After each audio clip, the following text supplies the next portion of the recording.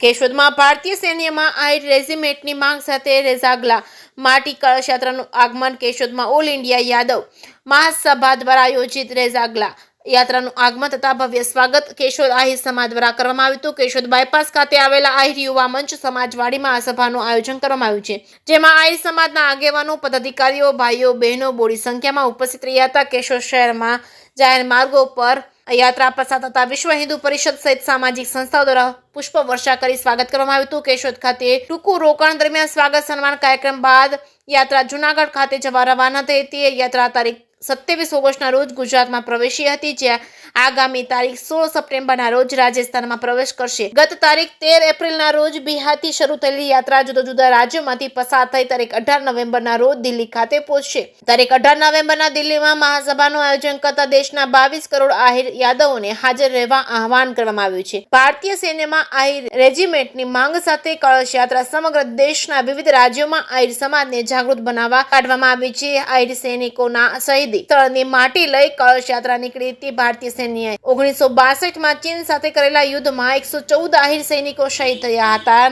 18 નવેમ્બરના દિવસ હતો અને 1962ની સવારે લદ્દાખની ચુશુલ ઘાટી બરફથી ઢંકાયેલી હતી. વાતાવરણમાં એક પ્રકારની ખામોશી હતી, પરંતુ ખામોશી લાંબો સમય ટકી ન રહી હતી. 3:30 વાગે બપોરે ઘાટીનો શાંત માહોલ અચાનક ગોળીબારની રમઝટથી ગુંજી ઉઠ્યો હતો. મોટી માત્રામાં ગોળીબાર અને તોપ સાથે ચીનની પીપલ્સ લિબરેશન આર્મીના લગભગ 6000 જેટલા જવાનોએ લદ્દાખ પર હુમલો કરી દીધો હતો. આ સમયે મેજર સેના સિંહના નેતૃત્વવાળી 13મી કુમાઉ રેજિમેન્ટની એક ટુકડી ચુલુશ ઘાટીમાં રક્ષણ માટે તૈનાત હતી. ભારતીય ટુકડીમાં માત્ર 120 જેટલા જવાનો હતા, જ્યારે સામે દુશ્મને ચીનની વિશાળ ફોજ હતી. અધૂરામાં પૂરું વચ્ચે એક પર્વતની માત્ર ટોચ દિવાલની જેમ ઊભી હતી. એના કારણે આપણા સૈનિકોને મદદ માટે તોપ અને ગોલા બારૂદ મોકલી શકાતા ન હતા. મેજર શેતાન સિંહની ટુકડીના છેલ્લા આદમીએ છેલ્લા રાઉન્ડ સુધી, છેલ્લા શ્વાસ સુધી દુશ્મન સાથે લડાઈ ચાલુ રાખી હતી. 13મી કમાઉ રેજિમેન્ટની ટુકડીના 120 જવાનોએ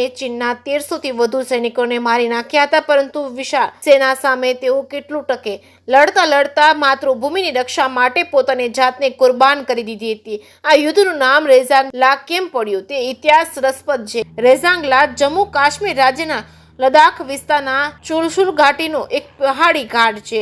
1962ના યુદ્ધમાં 13મી કુમાઉ ટુકડીનો અંતિમ મોરચો હતો અને માટે યુદ્ધનું નામ રેઝાગલા યુદ્ધ એવા નામથી ઓળખવામાં આવે છે. 13મી કુમાઉના 120 જવાનો દક્ષિણ હરિયાણા અને હરિવાલ ક્ષેત્ર એટલે કે ગુડગાંવ, રેવાડી તેમજ જિલ્લાના હતા. તેમને યાદમાં દર વર્ષે રેઝાગલા શૌર્ય દિવસ ધામધૂમથી મનાવવામાં આવે છે. કેશોદ આહિર સમાજ દ્વારા વીર આહિર શહીદોના બલિદાન દિવસની યાદમાં આહિર શૌર્ય દિવસ ઉજવવામાં આવે છે. રેઝાગલા યુદ્ધમાં ભાગ શહીદ થયેલા સૈનિકોને પુષ્પાંજલિ અર્પણ કરવામાં આવે છે અને ગુજરાતમાં આહિર સમાજની મહિલાઓ દ્વારા કળશ યાત્રાનો રૂટ નક્કી કરવાનું આયોજન કરાયું છે.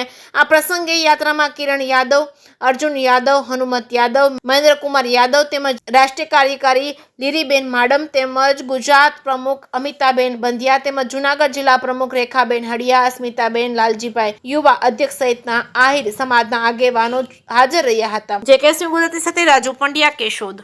ગુજરાતની અંદર 27 તારીખથી આ યાત્રા આવી રહી છે અને જ્યાં જ્યાં આહિર કોમ્યુનિટી છે ત્યાં આ યાત્રા ભ્રમણ કરે છે.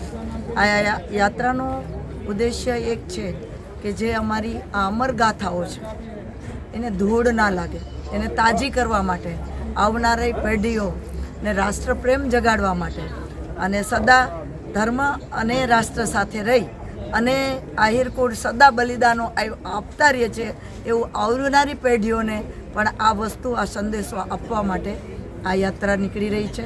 બીજું કે આ યાત્રા એટલી શાંતિપૂર્ણ અને આ માટીને, પવિત્ર માટીને ઉત્સવના રૂપે અમે ગાંવ ગાંવ લઈને જાય છે.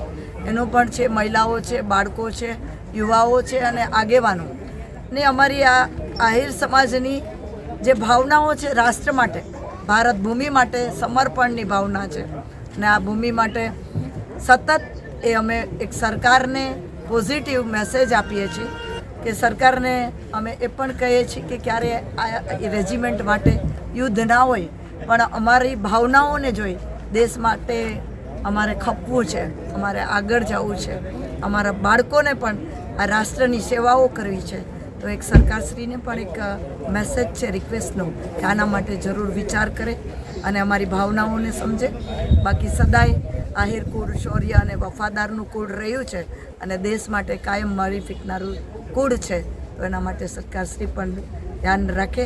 બીજું છે કે આ યાત્રા છે શાંતિની યાત્રા છે, પૂરા ભારતની સંસ્કૃતિ બતાવી શકીએ એટલે ઘરે જઈ અને અમારી દીકરીઓ તિલક અને સ્વાગત કરી શકે, વિશ્વ ભારતની સંસ્કૃતિને જોઈ આહિરકુળ દ્વારા, એના માટેની આ યાત્રા છે. ધન્યવાદ. 18 નવેમ્બરે આ યાત્રા પૂર્ણ થવાની છે, ત્યારે દિલ્હી ખાતે એક કાર્યક્રમ આયોજ્યો હતો. આ કાર્યક્રમ કઈ પ્રકારનો હશે? આ કાર્યક્રમ સમગ્ર રાજ્યના જે આમ અત્યારે તો જોઈએ તો 22-23 કરોડ યાદવો છે, એ સમગ્ર યાદવોનો એક જ બસ લાગણી છે કે જનગણના થાય, આહિર રેજિમેન્ટ બને. કારણ કે આ વસ્તુઓ થવાથી રાષ્ટ્રને એક મજબૂત રાષ્ટ્ર અમે આપી શકશું. એક રાષ્ટ્રની અમે તાકાત બનવા માંગીએ છીએ.